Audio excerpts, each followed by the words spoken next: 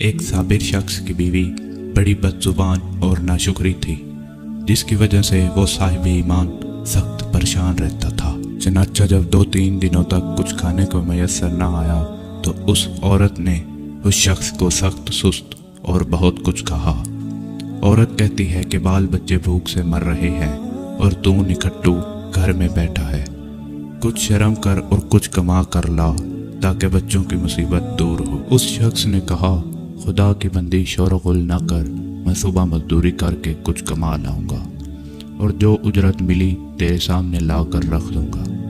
چنانچہ وہ اللہ کا بندہ صبح مزدوری کرنے گیا تو اسے کوئی کام نہ ملا۔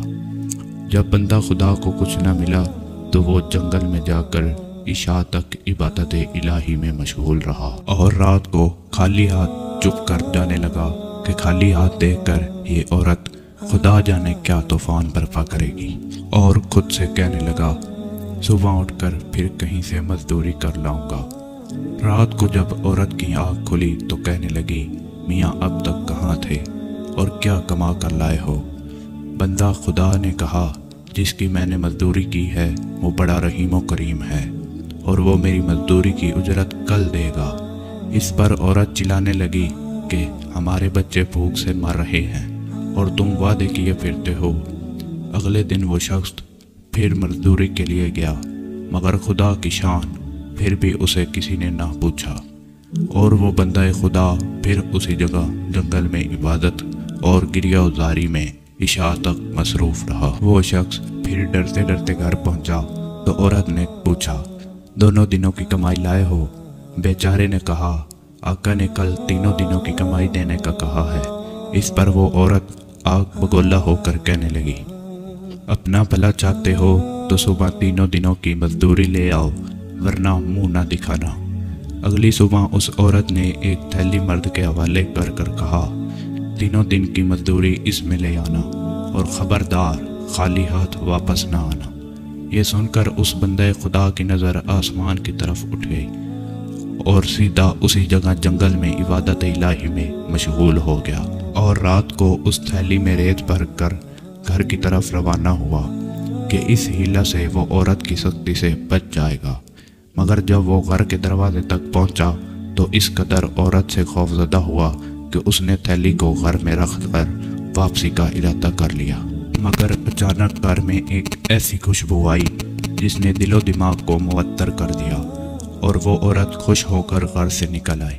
اس بندے خدا نے اس سے دریافت کیا کہ یہ کیا معاملہ ہے؟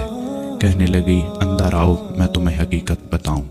خدا کا شکر ادا کرو کہ یقیناً تم سچ کہتے تھے اور تمہارا مزدوری دینے والا بھی سچا ہے۔ واقعہ یہ ہے کہ میں بچوں کے کھانے پینے کے بارے میں سوچ رہی تھی، اچانک کسی نے دروازے پر دستک دی۔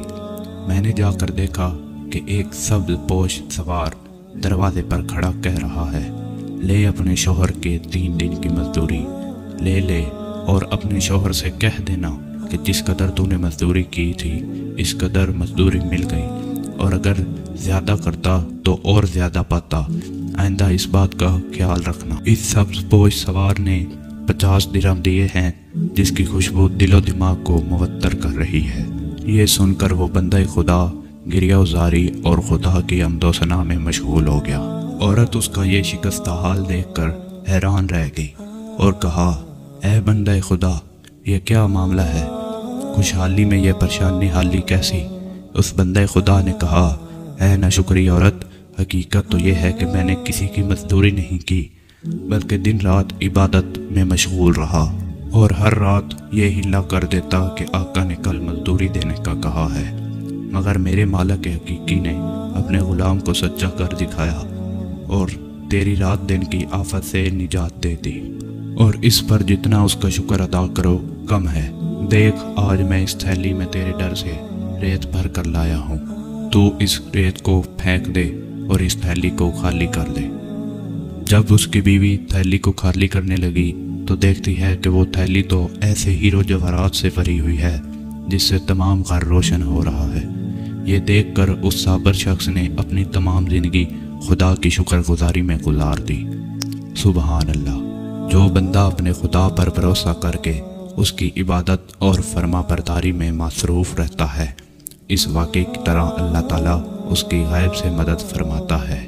اللہ تعالیٰ ہمیں بھی اس واقعے سے سبق حاصل کر کے اس پر عمل کرنے کی توفیق عطا فرمائے۔ آمین یا رب العالمین۔ والسلام۔